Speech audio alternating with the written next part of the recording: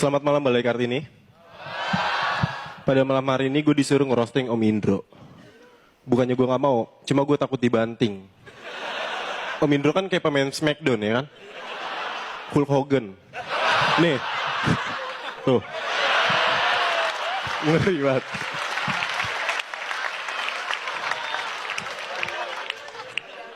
Jangan terlalu cepat menilai seseorang sebelum kita kenali orang itu. Om Indro dari awal gue audisi sampai show kemarin dia nggak ngerti sama stand up gue. Dibilang katanya gue absurd lah, gila lah, nggak jelas lah, nggak ada pesan moralnya lah. Makanya Om Indro kalau misalnya nonton gue tuh dia suka pusing-pusing, meriang, panas dalam, gigi berlubang, dan gangguan kehamilan dan janin. Tapi nggak masalah, menurut gue komedi itu adalah selera, sama kayak nyari cewek. Ada yang suka sama cewek tinggi, segitu tuh. Ada juga yang suka sama cewek pendek, segini nih. Ini segini cewek apa penggaris nih? Om Indro bilang katanya stand up gue gak ada pesan moralnya. Salah Om. Gue ada materi gini, waktu sekolah gue dulu bandel banget. Ada guru lewat, gue panggil, gue bisikin, terus kupingnya gue pasangin petasan. Gue gak takut, soalnya guru gue murid juga. Ini kan jelaskan gue pengen bilang kalau misalnya guru itu harus seperti murid. Ya kan? Jadi antara guru dan murid ini tidak ada kesenjangan sosial. Ini sebenarnya kritikan dari gua. Ini sebenarnya kritikan dari gua buat guru-guru yang selama ini bersikap otoriter terhadap murid-muridnya. Tapi Om Indro nggak ngerti hal itu. Om Indro itu cuma ngeliat materi gua dari sisi luarnya aja. Dia nggak mengupas esensi-esensi yang ada di dalamnya, ya kan?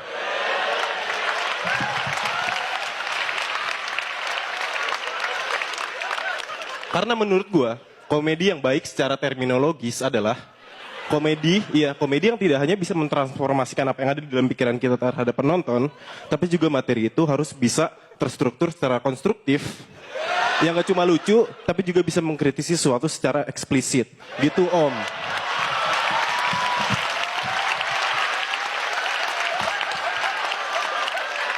Katanya Om Indro komedian legenda, tapi gak punya ini.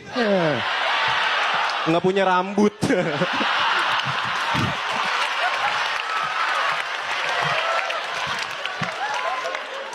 Om Indro bilang katanya gue gila. Gini ya, dulu di Warkop DKI tuh, tahu kan? Warkop Dono, Kasino, itulah anggotanya. Om Indro selalu dikatain, gila lundro, gila lundro. Sebenarnya yang gila itu dia. Malah nyalain orang, gila lundra, gila lundra. Lu bayangin perasaan gue gimana? Dikatain gila sama orang gila.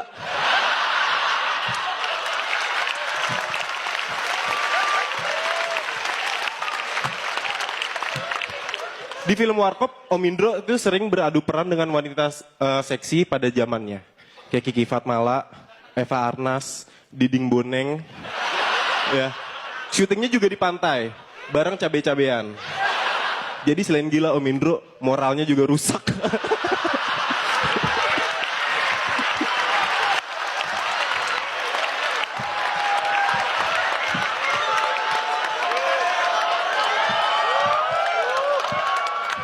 Om Indro bilang katanya materi gue absurd. Ya, lu tonton film Warkop.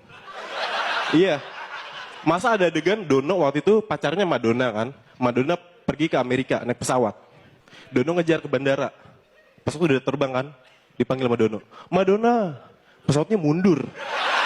Ini apaan? Nyalain orang absurd, dia sendiri absurd kan? Ya ampun, Om Indro. Itu pesawat mundur, itu pesan moralnya apaan?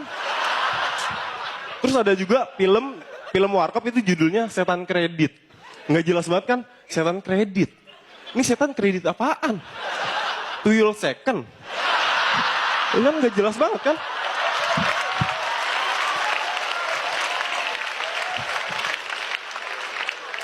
Tapi film itu ceritanya tentang anak kecil, hilang, dicari, nggak taunya itu anak ketiduran di dalam gerobak. Nggak nyambung kan? Setan kredit, anak hilang. Ya ampun. Ini kalau misalnya bikin materi nggak nyambung, film nggak nyambung mah, gue juga bisa. Jadi filmnya cerita cinta di sekolah. Tapi ceritanya tentang ada orang pacaran di sekolah. Nyambung ya. Jadi yang gak nyambung apa? Materi gue. Gue bilang kan nggak nyambung, tapi ujung-ujungnya nyambung. Nggak nyambung kan?